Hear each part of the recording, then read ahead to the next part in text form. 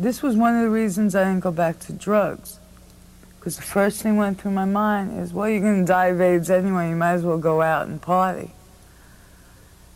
And it occurred to me that if I have to die of a quote-unquote junkie illness, I don't want to die as a junkie.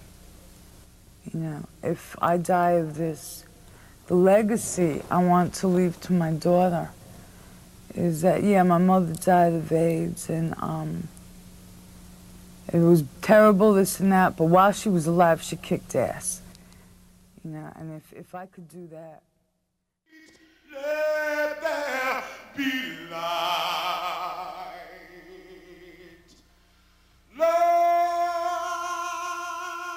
Are they gone?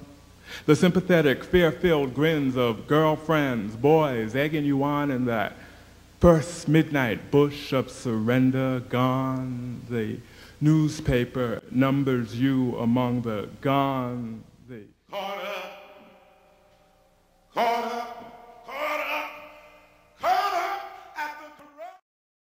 I remember when I first went to France in '81, not to live, but to spend some time, I told Michel Foucault, the French philosopher, and Gilles Barbadette, who was my translator. We all had dinner, and I was telling them about GRID, and they laughed and said, "Oh, Edmund, so typical of you Americans to invent a puritanical disease that would only kill gays and kill them because they're having sex. That's just the ultimate American folly."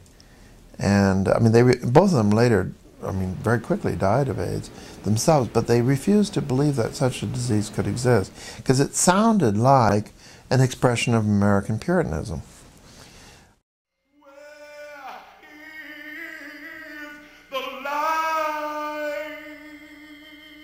Sometimes the youth, they're afraid to go to the clinics to ask for condoms, to ask to be checked for STIs, because the nursing sisters, they are like our neighbors. They know our parents. They know, you know, they're close to our families, whereby when you go there, asking for condoms or asking to be checked for something, if you've got STIs, they will go back to your family, or maybe your mom or your dad, and tell your parents that your son or your girl is, I think she's having sex, she started having sex, she came asking for condoms, or she's got STIs and stuff like that. So many youth, they're afraid to go to the clinics.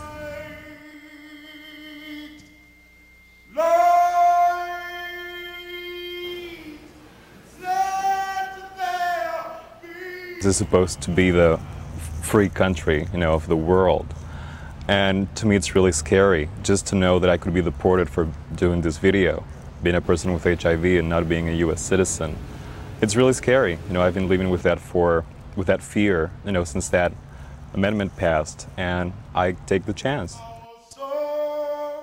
The most significant treatment issues we're facing is, well, firstly, it's access to basic treatment for opportunistic infections and drugs, and that people with HIV are fully treatment illiterate. People do not understand their treatments and needs.